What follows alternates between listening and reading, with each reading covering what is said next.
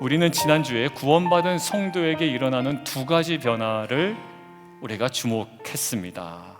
하나는 자막에 나오는 것처럼 신분의 변화이고요, 또 다른 하나는 수준의 변화였습니다. 우리가 신분의 변화를 칭의라고 정리를 했고, 수준의 변화를 성화라고 정리했습니다. 근데 우리가 칭의의 구원, 칭의의 은혜를 받았음에도 불구하고 성화의 과정을 살아갈 때 여전히 존재하는 우리의 애통과 탄식이 있단 말이죠. 그렇다면 그 애통과 탄식의 성격이 무엇인지 지난 시간에 함께 나눴습니다.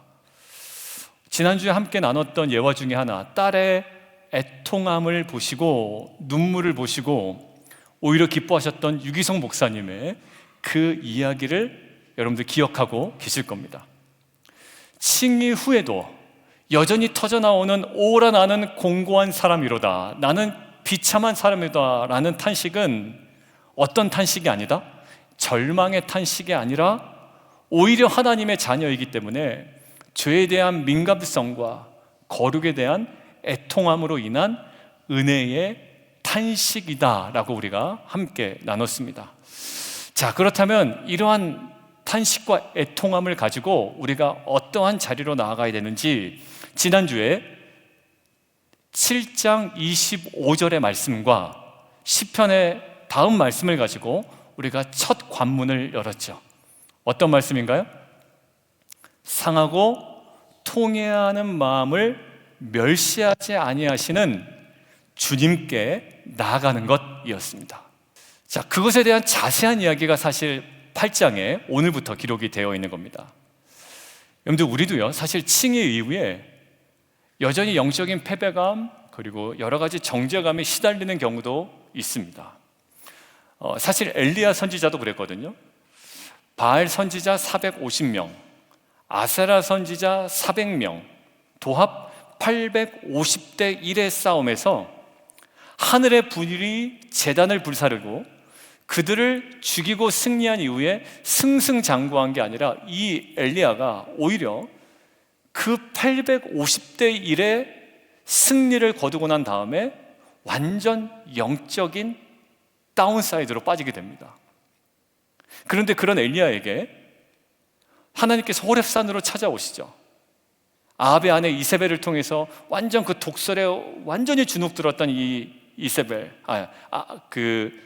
엘리야, 광야의 로뎀나무에 앉아서 이제는 죽을 수밖에 없습니다라고 하나님께 구했던 이 엘리야가 결국 하나님께서 호렙산으로 인도하시고 호렙산으로 찾아가셔서 말씀을 주시고 선언하셔서 그를 회복시키십니다.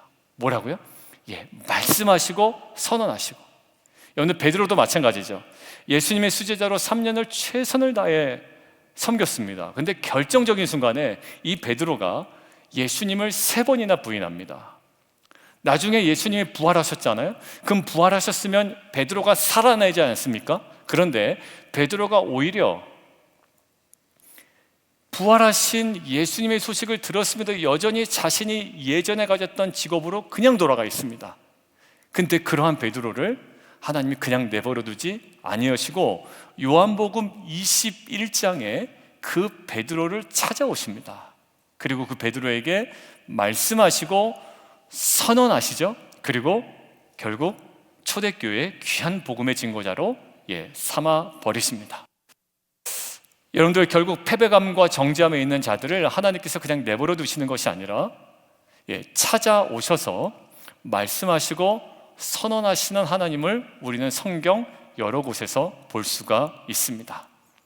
여러분들, 오늘 로마서를 작성한 사도 바울도 이러한 경험을 하고 있는 겁니다. 하나님의 자녀답게 살고 싶지만 그렇지 못한 나의 모습이 여전히 있고 그로 인한 정죄의식과 패배의식에 사도 바울이 사로잡혀 있는 겁니다. 그런데 사도 바울은 오늘 본문에서 어디에 주목할까요?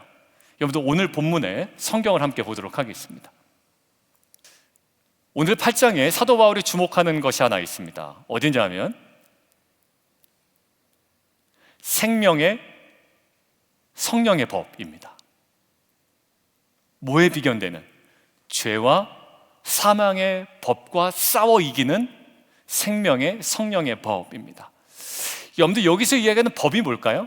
자막에 나오는데 법은요, 어떤 조항이 아니라 법은 힘이나 능력이나 권세를 이야기합니다. 그럼 결국 칭의와 성화의 과정 속에 우리가 누려야 되는 것이 있는데 무엇일까요?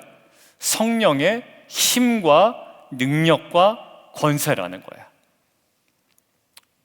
그것이 생명의, 오늘 나오는 생명의 성령의 법이라고 하는 거죠. 결국 성령의 힘과 능력과 권세입니다. 그래서 오늘 본문을 통해서 칭의의 은혜 이후에 여전히 정죄감과 패배감에 사로잡혀 있다면 우리를 위하여, 우리를 향해 찾아오셔서 끊임없이 말씀하시고 또 선언하시고 또 지금도 역사하시는 생명의 성령의 법, 즉 성령의 힘과 능력과 권세로 말미암아 진정한 영적 자유를 누리는 저와 여러분 되기를 주님의 이름으로 축원드립니다. 자, 첫 번째인데요, 우리 함께 읽겠습니다. 자, 시작.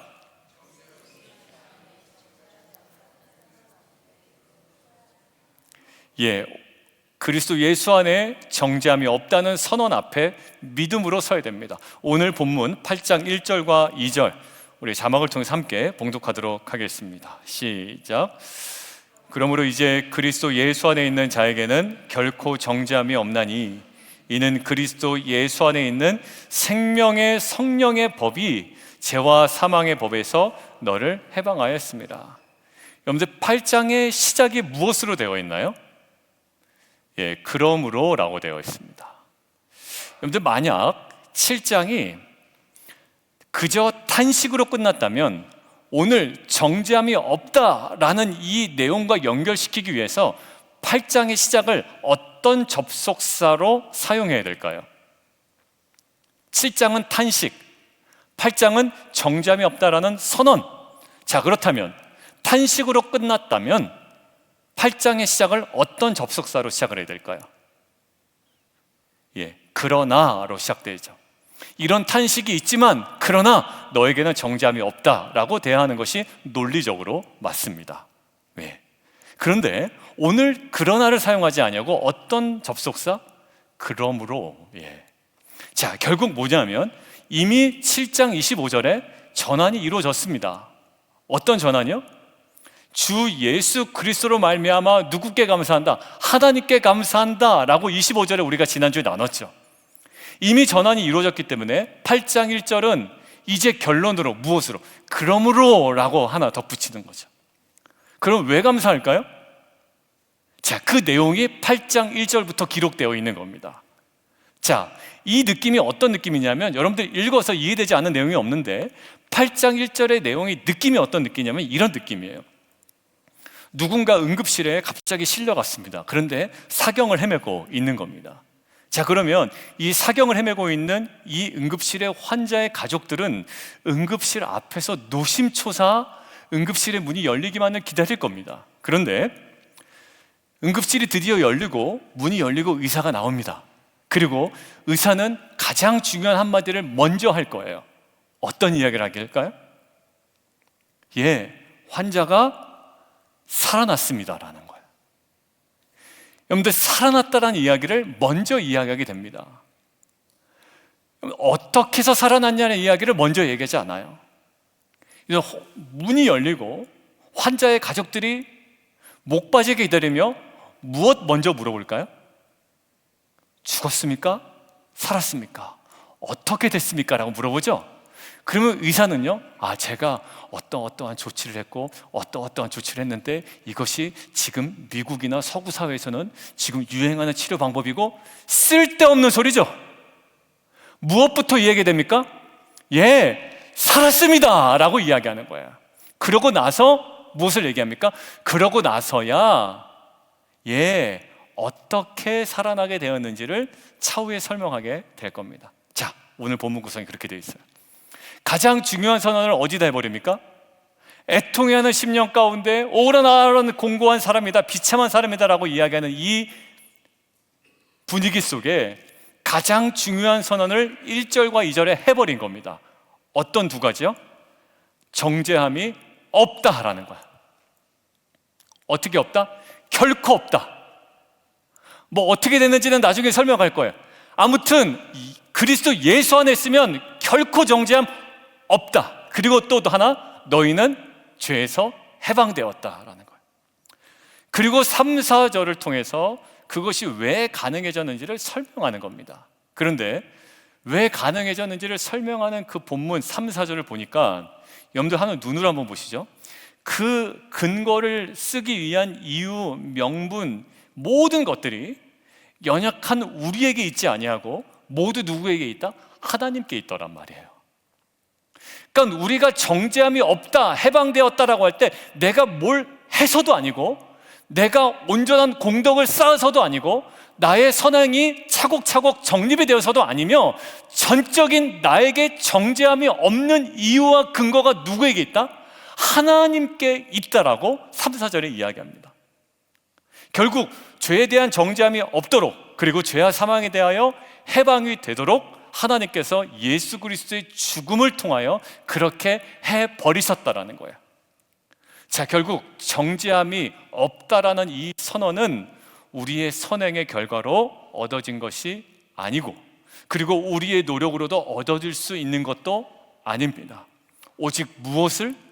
은혜를 인하여 믿음으로 말미암아 가능한 것이다 라고 로마서에서 계속 우리에게 이야기되죠. 자, 그런데 조건이 하나 있습니다. 뭘까요? 그리스도 예수 안에 있는 자예요. 하나님께서 인류를 위해 모든 것들을 행하셨지만, 여러분들 예수님이 십자가에 달려 돌아가심으로 그러면 인류의 모든 죄는 사하여졌으니 만민이 구원을 받는다라는 논리도 가능하지 않습니까? 보편구원설이에요. 근데 그것을 우리는 인정을 하지 않죠. 아담의 죄 때문에 모든 사람이 죄를 범하였으니까 예수님의 십자가 죽음으로 모든 사람이 죄의 사함을 받았네, 믿든지 안 믿든지, 그죠? 근데 그렇지 않다란 말이에요.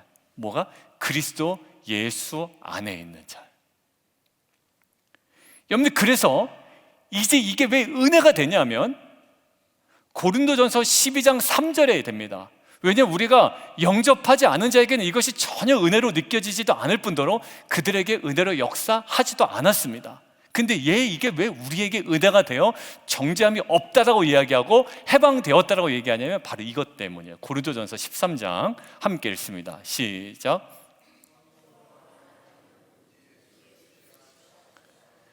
결국 내가 예수님을 나의 구원자, 나의 주님으로 고백하는 것도 결국 누구의 도우심으로?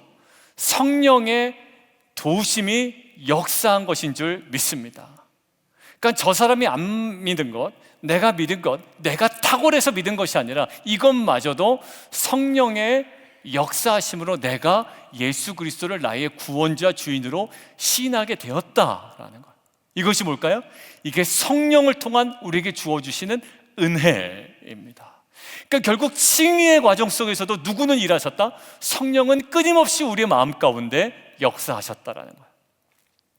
그렇기 때문에 우리의 형편, 지금 우리의 수준으로 인해 불안하지 말고 그리스도 예수 안에 있는 자에게는 이제 성령으로 인하여 우리가 예수님을 나의 주인, 구원자로 영접하고 그리스도 예수 안에 있는 자라면 정죄함이 결코 없다라는 선언 앞에 다시 한번 믿음으로 서는 저와 여러분 되기를 주님의 이름으로 축원드립니다.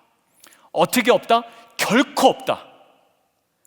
내가 예수님을 영접한 것이 맞다면 결코 없다.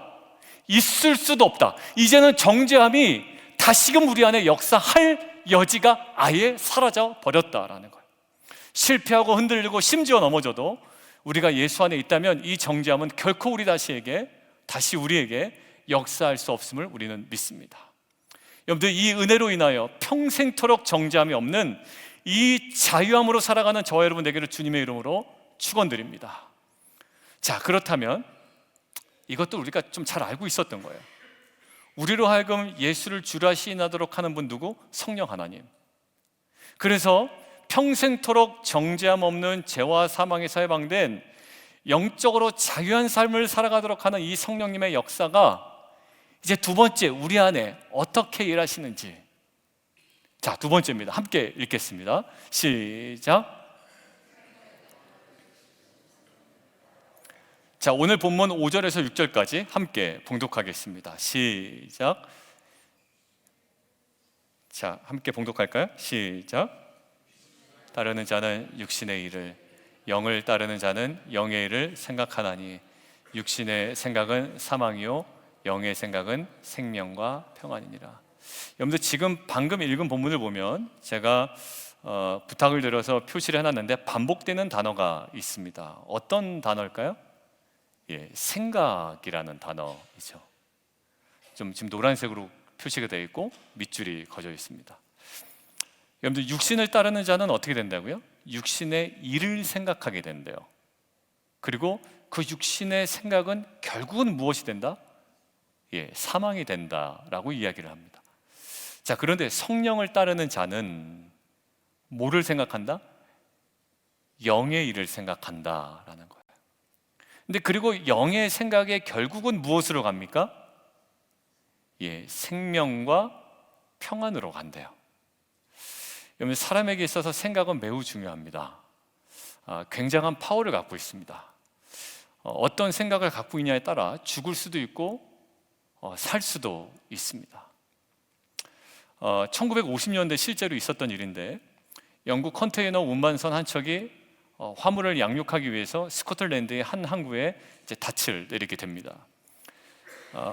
포르투갈산 포도주를 운반하는 배였는데 한 선원이 이제 짐이 다 내려졌는지를 보기 위해서 냉동 컨테이너 안으로 들어가게 되죠. 그런데 그가 안에 있는 것을 확인하지 못한 다른 선원이 이 냉동실 문을 잠가 버리게 됩니다.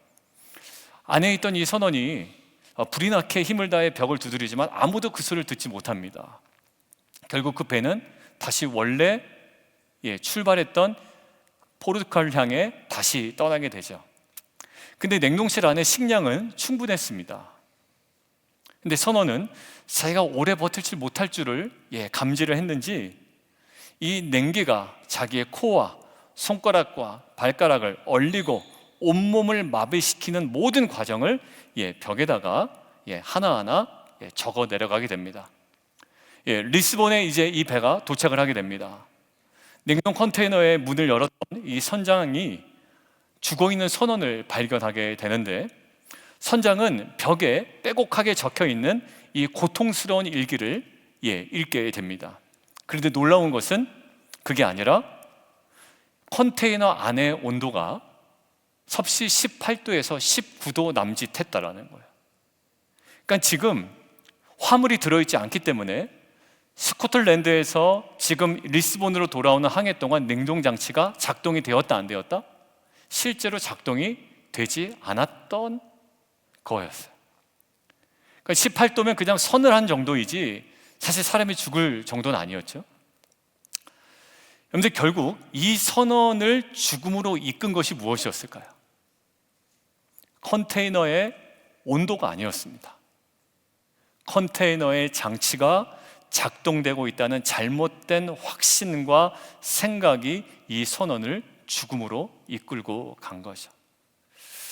여러분들 생각에 엉뚱한 생각이나 잘못된 생각에 확 사로잡힌 사람의 이야기 나누면 정말 답답합니다.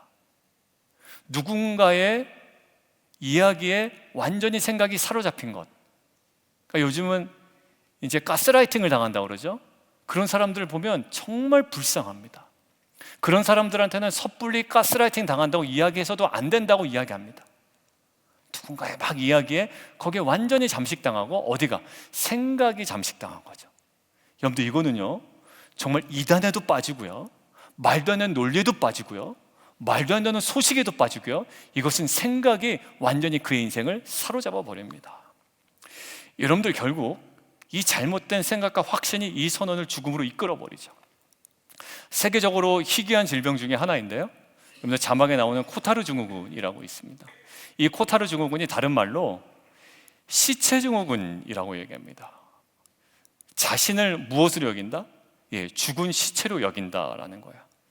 여러분들 사진에 나오는 워런 맥킨레이라는 군인이 있었습니다. 실존하는 인물이었고요. 그는 영국군으로 훈련을 받은 후에 아프가니스탄 이제 파병될 예정이었습니다. 훈련이 끝나고 집으로 돌아가다가 시속 100km로 달리던 중에 속도로 나무를 들이받게 됩니다. 그래서 결국 이 사람의 골반과 등이 부러지고 뇌에도 심각한 손상을 받게 되죠. 근데 그 이후에 자신이 겪은 오토바이 사고가 너무 충격이 컸죠. 그리고 그 고통과 그 생각으로 인해 36살의 젊은 나이인데 이 아까 이야기했던 코타르 증후군에 시달리게 됩니다. 어떻게 생각하냐면 자신의 장기의 일부가 없다고 생각하라는 거예요. 그리고 일부가 떨어져 나갔다고 생각하고 뭐라고 생각하냐면 자신이 존재하지 않는다라고 생각을 하기 시작하는 겁니다. 근데 코타르 증후군을 찾아보니까 이 코타르 증후군이 그 반대의 모습도 나타난대요. 자신이 불멸의 정말로 초월한 어떤 존재로 되었다라고 생각하는 경우도 코타르 증후군의 또 다른 면이라고 얘기해요. 근데 이 워런은 어떤 면이었냐면 자신이 그냥 죽은 존재처럼 느껴지는 거예요. 장기는 없는 사람처럼 느껴지고. 여러분들, 그래서 그가 하는 행동이 뭐냐면 식사를 중단합니다. 왜냐하면 죽은 시체가 무슨 영양이 필요하겠냐라는 마음이었겠죠. 여러분들, 연구자들에 따르면 이 증상이 고통 이후에 주어지는 공허함이 있대요. 심각한 고통 이후에 주어지는 공허감, 이것이 무엇을 믿어야 할지를 가늠하는 능력의 손상을 가져다 준다는 거예요. 무엇을 믿어야 될지 모르니까 자기 자신이 있는데도요, 거울을 보는데 거울이 자기인지를 못 알아본대요. 다른 사람이 있다라고 생각한답니다. 무엇을 믿어야 될지 모르는 능력의 손상과 그리고 뭐예요?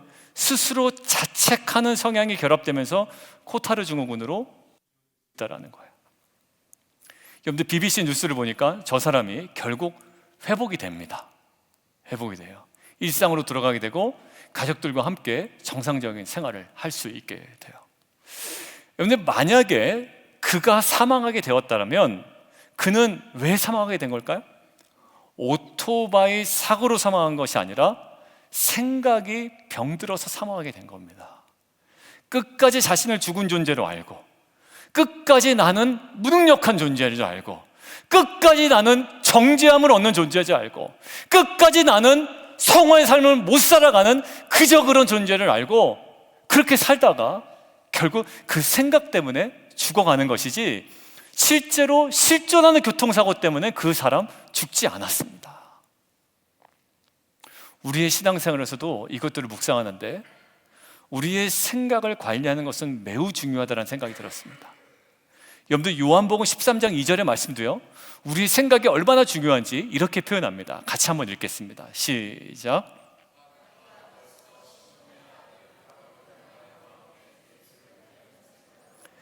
여러분들, 가룟 유다는 요한복음 13장 저 이후에도요, 제자들과 만나고 마지막 만찬에도 참여했습니다. 일상생활 아무도 눈치채지 못하게 다 행했습니다. 그러나 그의 실질적으로 마귀에게 생각을 빼앗긴 그때부터 가룟 유다는 사실상 죽은 존재였던 거예요. 무엇을 뺏기는 순간? 생각을 마귀에게 뺏기는 순간. 여러분들, 생각이 이렇게 중요합니다. 오늘 본문은 우리가 예수를 주라 시인하도록 하여 정죄함이 없도록 하신 성령께서 성령을 따라 뭐 한다고요? 성령의 일을 생각하게 하신다고요. 나는 칭의 구원의 은혜를 알아. 믿음으로 구원받는 거야. 그것이 신학적으로 맞지.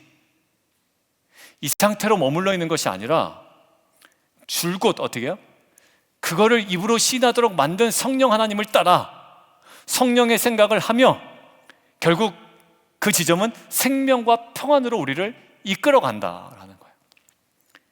하나님께서는 칭의는 내가 했으니 이제는 너희가 스스로 생존하고 너희가 스스로 성화의 길을 걸어가도록 우리를 고와 같이 내버려 두지 아니하시는 분입니다. 어떤 분이실까요? 요한복음 14장 함께 자막을 통해서 읽겠습니다. 시작. 그가 또 다른 보혜사를 너희에게 주사 영원토록 너희와 함께 있게 하리니 그는 진리의 영이라. 세상은 능히 그를 받지 못하나니 이는 그를 보지도 못하고 알지도 못함이라. 그러나 너희는 그를 아나니 그는 너희와 함께 거하시며 또 너희 속에 계시겠음이라. 내가 너희를 그와 같이 버려두지 아니하고 너에게로 오리라. 여러분들, 칭의는 은혜로 받고 성화는 우리가 열심히 노력해서 이루어야 되나요? 아니요. 이것은 이미 그 이후의 삶을 얘기하는 겁니다. 이후에 예수님이 떠난 이후에 우리에게 뭐가 주어졌죠? 사도행전, 이제 우리가 오늘부터 사도행전 묵상을 시작하는데 성령을 우리에게 주시죠. 그것이 주신 건지 주시지 않은 건지 나중에 또 설왕설래 할까봐 역사적 사건으로 상징적으로 오순절날 강력하게 임한 겁니다. 이제는 부인할 수 없도록. 이제 뭐가 열렸다? 우리에게 성령의 시대가 활짝 열렸다라는 거예요. 여러분들, 지금도 우리와 함께 계시고 우리 안에 역사하신 분인데 그게 누구예요? 예, 성령 하나님이라는 거예요. 여러분들, 우리가 칭의 이후에 성화를 위해서 나름대로의 도덕적 기준을 세우고 강박 속에 부담감으로 성화를 이뤄나간다고 생각하는 분들이 너무 많아요. 그러니까 성화의 성자만 꺼내면 막 두드러기를 난다 그러고 강요하지 말라고 그러고 나 은혜 안다라고 이야기하고 성화는 너나 하세요라고 밀어넣는 경우가 있는 거예요. 여러분들, 내가 하는 것이 아니라 그를 살아갈 수 있도록 칭의도 성령께서 우리에게 줄하시나도록 허락하신 것처럼 성화의 삶도 성령께서 우리 안에 친히 역사하신다라는 거예요. 여러분들, 결국 2주 전에 아는 것처럼 우리는 더 이상 외적 요구에 억지로 반응하는 자가 아니라고 그랬죠. 조 목사가 맨날 성화 얘기만 한다 요즘. 하는 척이라도 좀 할까? 근데 이게 무슨 성화입니까? 이게 기독교라면 카리스마 있는 교회 목사의 성도는 좀 성화가 될 거고 그렇지 않은 교회 성도들은 안 될 거 아닙니까? 여러분, 이게 뭡니까? 그게 정말 성화입니까? 칭의는 은혜로 받고 성화는 은혜가 아니라 우리가 정말 부득부득 하기 싫어 죽겠는데 억지로 하는 것이 성화가 아니라 더 이상 외적 요구가 아니라 2주 전에 말씀의 핵심이 외적 요구가 아닌 내적 소원을 허락하셔서 성령께서 우리로 하여금 가능하신다라는 거예요. 여러분, 하나님의 일하시는 방식 함께 보시죠. 함께 읽겠습니다. 시작. 너희 안에 행하시는 이는 하나님이시니 자기의 기쁘신 뜻을 위하여 너희에게 마음의 소원을 두고 행하게 하시나니. 하나님께서는 우리의 마음의 소원을 두고 내적 소원과 열망으로 이제 그 길을 억지로가 아니라 오히려 기쁨으로. 저는 오늘 보쌈을 먹으러 갈 때 제가 억지로 갈까요? 아니요. 저는 어제 메뉴를 정할 때 제 마음의 소원과 부합했던 거예요. 그러니까 가만히 있었습니다. 그래, 잘 만들어봐라. 내가 다 먹어줄게. 그럼 저는 어떤 거예요? 아빠 와서 제발 보쌈 좀 먹으라고 해서 제가 먹나요? 아니죠. 제 마음에 소원이 있기 때문에 기쁨으로 먹습니다. 여러분들, 성화가 바로 그런 겁니다. 칭의는 하나님께서 하시고 성화는 하기 싫어 죽겠는데 내가 하는 것이 아니라 하나님께서 내게 성령을 통해 마음에 소원을 주셔서 그 소원으로 기쁨으로 가는 것이, 이것이 신자의 영광스러운 모습인 줄 믿습니다. 철저하게 그때 뭐가 필요하다? 성령을 따라갈 때 성령 하나님의 생각이 우리 가운데 임하며 우리의 생각이 점점 바뀌어갈 줄 믿습니다. 성령 하나님, 우리가 신뢰하는 건 매우 중요해요. 신약 시대에는 제일 위험한 신앙이요, 다 안다라는 신앙이에요. 나 안다 권사님, 나 권사님, 나 안다 권사님, 다 안돼. 근데 결국은 뭘까요? 성령을 철저하게 따라가지 못하니 무슨 생각이에요? 육신의 생각만 채워지는 겁니다. 왜? 우리는 영화된 존재가 아니기 때문에 여전히 우리는 철저하게 성령을 따라갈 때 성령의 생각이 우리를 생명과 평안으로 이끄는 줄 믿습니다. 결론이에요. 신앙생활에서 우리의 생각을 지키는 것은 매우 중요합니다. 여러분들, 타인에게 관찰되는 과도한 행위들이 있습니다. 야, 이상한데? 과도하게 누구를 험담하거나 자기를 과도하게 높이거나 자랑하거나 좀 이상하다라고 느낄 때가 있어요. 요즘 왜 그러지? 근데 그 행동이 이상하다고 느끼기 전에 우리가 먼저 속으로 질문하는 것이 있습니다. 도대체 저 사람 무슨 생각 갖고 있는 거야? 라는 생각을 먼저 하죠. 우리 본능적으로 압니다. 아, 그 사람의 생각에 문제가 있구나 라는 거예요. 여러분들, 결국 우리는 그래서 어떻게 나아가야 될까요? 빌립보서 4장 6절 7절 말씀이에요. 같이 한번 읽습니다. 시작. 아무것도 염려하지 말고 다만 모든 일에 기도와 간구로 너희 구할 것을 감사함으로 하나님께 아뢰라. 그리하면 모든 지각에 뛰어난 하나님의 평강이 그리스도 예수 안에서 너희 마음과 생각을 지키시리라. 여러분들, 그러니까요, 성령의 생각을 갖는다는 것은 무엇과 관련이냐면 우리의 기도 생활과 관련있습니다. 평생 기도 안 하면서 성령의 생각을 할 수가 있을까요? 아니라고 보는 것이 맞지 않을까요? 불가능하다라고 이야기하는 것이 더 솔직한 것 아닐까요? 평생 기도 한번 진지하게 안 해본 사람이 성령의 생각을 품는다, 이건 과도한 비약이거나 기독교를 빙자한 자기 확신 아닐까요? 우리가 철저한 무능에 빠졌다는 것은 정말 하나님을 붙드는 것이고요, 철저하게 하나님을 따라가는 과정 가운데 성령의 생각을 우리는 품게 됩니다. 사도 바울이요, 아시아 전도가 막히는 거예요. 너무 하고 싶었는데. 그런데 과도하게 집착하지 아니하고 성령을 따라갑니다. 그리고 마게도냐 환상을 딱 보게 돼요. 이제 어떻게 될까요? 그래도 아시아가 좋은 데가 아니라 마게도냐 환상 가운데 있는 하나님의 뜻을 분별합니다. 그리고 어떻게 해요? 기쁨과 감사함으로 갑니다. 여러분들, 예루살렘으로 가면 사도 바울이 환난과 고난을 받을 것이라고 미리 알고 있었습니다. 그런데 사도 바울이 어떻게 합니까? 그럼에도 성령을 따라갑니다. 그래서 그에게는 그것이 뭐가 됩니까? 기쁨이 됩니다. 가기 싫어 죽겠는데 가는 것이 아니라 나는 그래도 갈 거야 라고 갑니다. 여러분들, 우리의 인생이요, 억지로 가는 인생이 아니라 순례자의 길은 무엇이 진짜일 줄 알고 무엇이 영원한 영광에 중요한 것인 줄 알고 기쁨으로 자원하는 마음으로 걸어가는 것이 신자의 영광스러운 모습인 줄 믿습니다. 여러분들, 이것이 우리가, 또 저와 여러분이 걸어가야 될 길인 줄 믿습니다. 결국 사도 바울의 평안의 핵심은 뭐였을까요? 사도 바울의 평안의 핵심은 환경이 좋아져서 주는 평안함은 전혀 없었습니다. 갈 때마다 고생이었거든요. 갈 때마다 매 맞고, 갈 때마다 투옥되고, 갈 때마다 배 부서지고, 갈 때마다 사람들의 오해받고. 근데 사도 바울의 평안의 핵심은 하나님의 뜻을 알아 그 뜻에 순종하여 오늘 8절에 나오는 하나님의 기쁨이 되는 것이 사도 바울의 평안의 핵심이었습니다. 저와 여러분의 평안의 핵심이 뭐가 될까요? 돈이 많아지고 대박 나는 것이 평안일 수도 있지만 가장 근원적인 평안과 생명이 어디서 나오냐? 성령을 따라갈 때 우리 안에 죄와 사망의 생각은 나가고 성령의 생각을 통해 이제 생명과 평안이 우리 안에 누려지는 것, 이것이 우리가 걸어가야 되는 삶인 줄 믿습니다. 결국 정죄함 없는 인생으로 살아갈 뿐만 아니라 하나님의 원수가 아닌 이제 하나님을 기쁘시게 함을 통해 생명과 평안의 길을 살아가고 그 삶을 전하는 저 여러분 되기를 주님의 이름으로 축원합니다.